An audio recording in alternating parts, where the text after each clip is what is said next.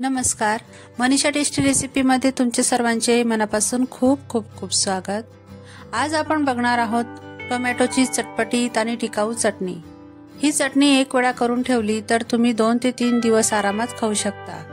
आता सध्या बाजारात भरपूर असे टोमॅटो आलेले आहेत आणि स्वस्त पण आहेत, त्यामुळे तुम्ही मुलांना बाजारातील केमिकल युक्त टोमॅटोची चटणी खाऊ घालण्यापेक्षा घरीच अशी कोणत्याही केमिकल न वापरता ही चटणी करून खाऊ घालू शकता।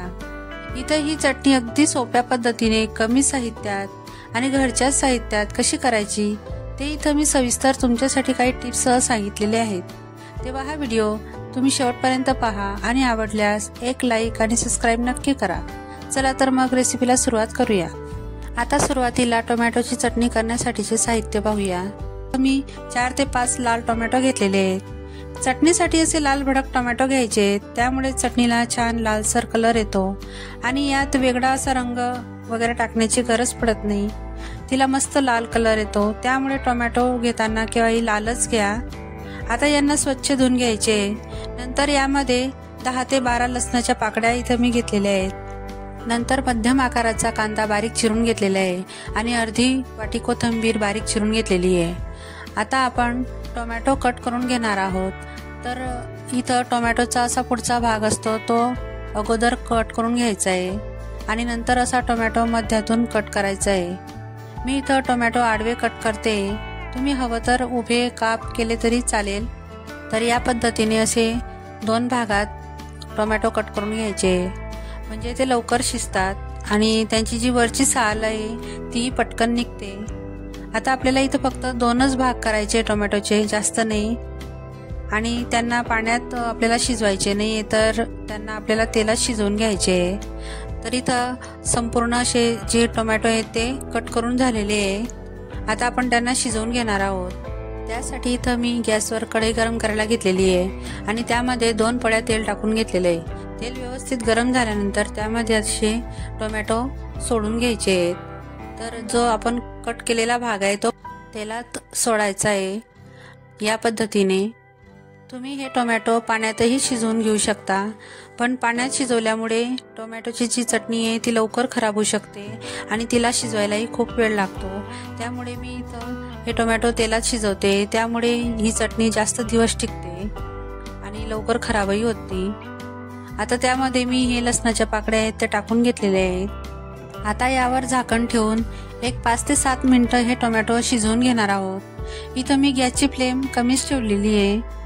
हाय फ्लेमवर हे टोमॅटो शिजवायचे नाही, नाहीतर ते करपतात। आता 5 ते 7 मिनिटांनंतर बघू शकता इथं मी झाकण काढून घेतलेले आहे आणि आता आपण टोमॅटो चेक करून घेणार आहोत। तर इथं बघू शकता टोमॅटोची साल ही वेगळी झालेली आहे, म्हणजे टोमॅटोपासून अलग झालेली आहे। तर हे बघा या पद्धतीने निघते, म्हणजे टोमॅटो आपले व्यवस्थित शिजले गेलेले आहे। मी गॅसची फ्लेम बंद करून घेतलेली आहे आणि थोडी वाफ केल्यानंतर हे टोमॅटोची साल काढून घेते। गरम गरम असतानाच हे साल काढायची नाही, नाहीतर हाताला चटके लागण्याची शक्यता असते। असं टोमॅटोची साल जर निघत नसेल तर चमच्याच्या साहाय्याने किंवा चाकूच्या साहाय्याने अशी काढून घ्यायची, म्हणजे ती अलगद निघते। आता या पद्धतीने सगळी साल काढून झालेली आहे आणि यामधील जो लसूण आहे तोही व्यवस्थित शिजला गेलेला आहे। आता इथं आपण टोमॅटो व्यवस्थित ठेचून घेणार आहोत, त्यांना मॅश करून घ्यायचं आहे। तर इथं मी पावभाजी मॅशरचा वापर करणार आहे। तुम्ही हवं तर एखाद्या ग्लासचा किंवा वाटीच्या साहाय्याने हे मॅश करून घेऊ शकता किंवा मिक्सरमधनंही बारीक करून घेऊ शकता, पण मिक्सरमधनं हे जे टोमॅटो आहे ते जास्तच प्रमाणात बारीक होऊन जातात। तर असं ठेचून जर तुम्ही हे टोमॅटो बारीक केले तर त्याची चव अधिकच चांगली लागते।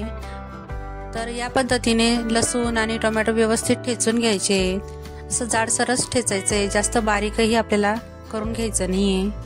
आणि इथं मी कमी प्रमाणामध्ये ही चटणी बनवलेली आहे। तुम्ही टोमॅटो जास्त प्रमाणात घेऊन ही चटणी याच पद्धतीने बनवून घेऊ शकता।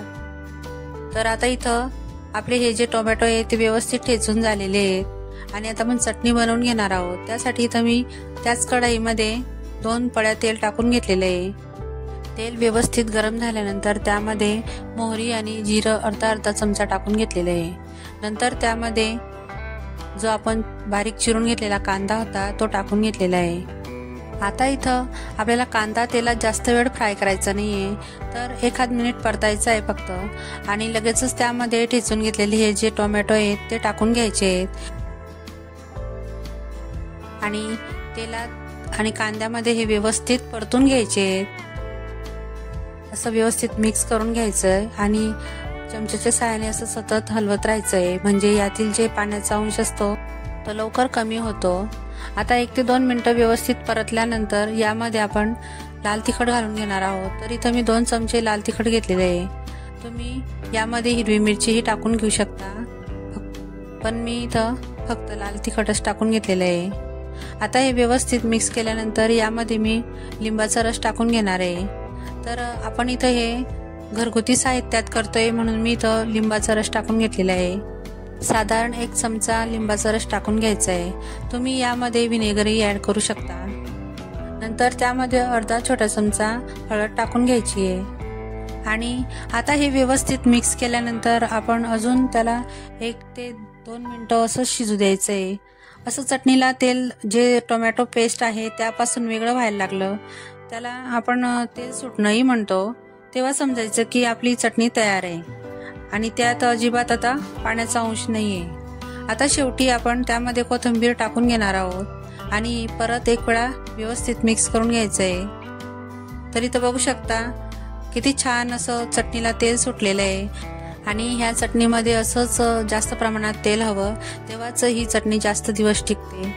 तर आता इथं अजून 1 ते 2 मिनिटं व्यवस्थित शिजल्यानंतर मी गॅसची फ्लेम बंद करून घेणार आहे आणि हे एका प्लेटमध्ये सर्व करून घेणार आहे। अगोदर ह्या चटणीला एखाद्या पसरट भांड्यामध्ये काढून थंड करून घ्यायची आणि फ्रीजमध्ये तुम्ही हे स्टोअर करून ठेवून घेऊ शकता। आरामात 2 ते 3 दिवस ही व्यवस्थित टिकते। जेव्हा तुम्हाला केव्हा भाजी नसेल खायला, तेव्हा तुम्ही ही चटणी बरोबर चपाती किंवा भात बरोबर किंवा खिचडी बरोबर किंवा भाकरी सोबतही ही चटणी खूप छान लागते। तुम्ही प्रवासामध्ये ही चटणी घेऊन जाऊ शकता किंवा मुलांच्या डब्यावर तुम्ही ही चटपटीत अशी चटणी देऊ शकता, मुलांना खूप आवडेल। आणि यामध्ये भरपूर असं तेलाचं प्रमाण असल्यामुळे ती 2 ते 3 दिवस आरामात टिकते। त्यामुळे असे 2 ते 3 दिवस टिकेल एवढी तुम्ही ही चटणी तयार करून ठेवू शकता। 1 वेळा नक्की ट्राय करून बघा आणि मला कमेंट करून नक्की सांगा। तुम्हाला ही माझी रेसिपी आवडली असेल तर प्लीज माझ्या चॅनलला लाईक करा, शेअर करा आणि हो सबस्क्राईबही नक्की करा। चला तर मग पुन्हा भेटूया अशाच एक नवीन रेसिपी सोबत। तोपर्यंत मस्त खा आणि स्वस्त राहा।